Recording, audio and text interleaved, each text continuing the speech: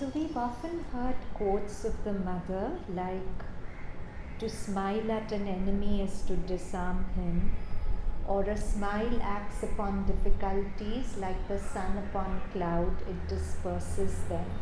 Now this is not just poetic, it's a very, very real statement made by her. So what does it really mean? Well, Rumi says that outside the landscape is covered with thorny crust, but we have a soft garden inside. Now, what is this soft garden inside, and what is the thorny crust outside? Thorny crust outside is the world we've created through our thoughts, through our notions, all that.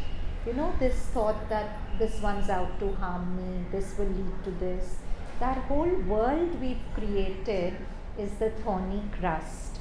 But the soft garden outside is another universe which exists within us. It's the universe of the real. It's the reality beyond our construct of the universe. And that is the universe that is spoken about. Can you let them sit on the chairs? Yeah.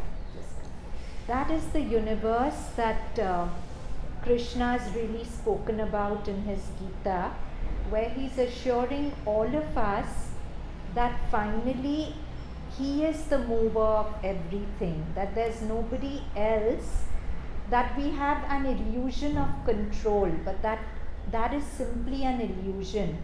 Finally, we have very little control, and everything that needs to be controlled is really being controlled by a higher power.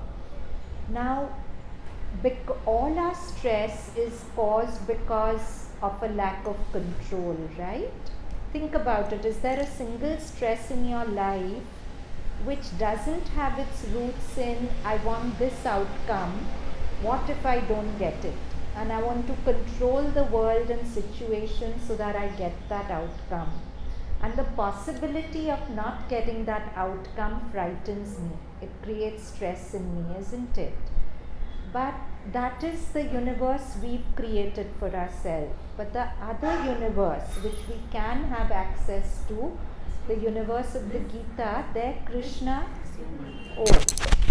Krishna is anyway controlling everything, isn't it? He says that not even a leaf falls from the tree to the earth without my sanction. So everything in my life is anyway being controlled by that higher power. So if I stop being a control freak, if I just let go, if I surrender, that anyway everything is being worked out by the higher power, and it will somehow work out in a way that I can't imagine, and I stop stressing about it, I can find the soft garden inside. And I found these beautiful words of the mother. Mother says, this delight, this wonderful laughter that dissolves every shadow, every pain, every suffering. You only have to go deep enough within yourself to find the inner sun, to let yourself be flooded by it, and then there is nothing but a cascade of harmonious, luminous, sunlit laughter which leaves no room for any shadow or pain. So when we first hear this, we just think it's mother talking. Now this can be her experience. Where can I have access to this kind of laughter? But it's not so. Further she says, even the greatest difficulties, even the greatest sorrows, even the greatest physical pain, if you can look at them from the standpoint from there, you see the unreality of the difficulty, the unreality of the sorrow, the unreality of the pain, and there is nothing but a joyful and luminous vibration.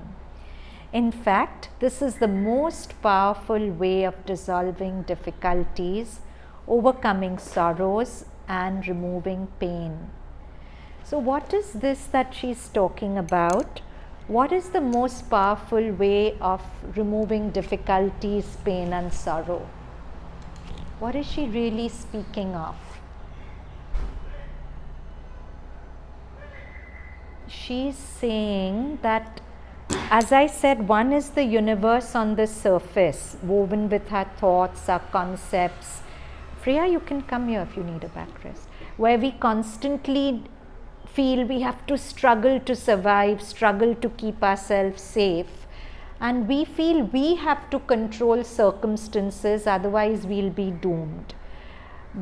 And when we are inhabiting that universe, we get terribly serious about life and we get terribly serious about ourselves, right? But if you go within, if you go into your heart space and you find that smile within, which is nothing but the divine presence within, which is Mother's presence within, and that presence is best described as an immutable smile. Mother says that behind all that was, all there is, all that will be, is thy divine immutable smile. So if we find that smile inside us, don't look so perplexed, it's not so difficult. We all have this, we just have to find it. So if we find that smile inside us, then whatever happens, it doesn't affect us. And what gives us access to the smile? What would give us access to that smile?